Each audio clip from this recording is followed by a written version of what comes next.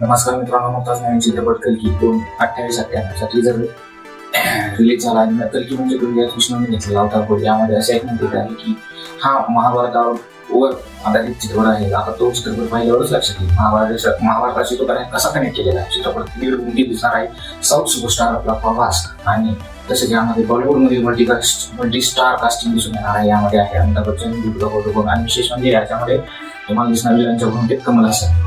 हे जर पाहिल्यानंतर लक्षात येते की प्रभास वाळवंटी प्रदेशात दिसत आहे. मनात असा विचार येतो की खरंच या पृथ्वीवरील झाडे नष्ट होऊन वाळवंट होणार की काय, आणि या कलियुगातील कलीचा अंत भगवान विष्णू कल्कीचा अवतार घेऊन पृथ्वीला वाचवणार की काय, हा माझा वैयक्तिक भागडा प्रश्न. या चित्रपटात नवीन टेक्नॉलॉजीद्वारे दाखवलेला अमिताभ बच्चन यांचा यंग व्हर्जन, जो की भारतीय चित्रपट क्रांती मानला जातो.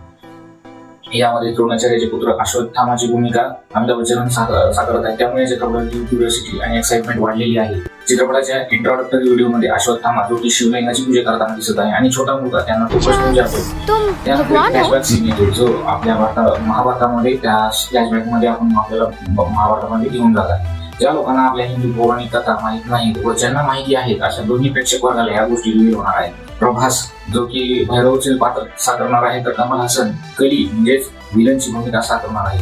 कलियुगातील कलीचा नाश, हिंदू पौराणाशी संबंधित कनेक्शन, ॲडव्हान्स टेक्नॉलॉजीचा वापर आणि मल्टी स्टार कास्टिंग यामुळे या चित्रपटावर खूपच अपेक्षा व एक्साइटमेंट वाढलेली आहे. चित्रपटाचे बजेट 600 कोटीच्या पुढे सांगितले जात आहे. निर्माते चित्रपटाचे ग्लिम्स टाकत आहेत, परंतु चित्रपटाची रिलीज डेट काय आहे हे अजून ठरत नाही. प्रोबॅबली 27 जून किंवा 12 जुलै असं सांगितलं जात आहे.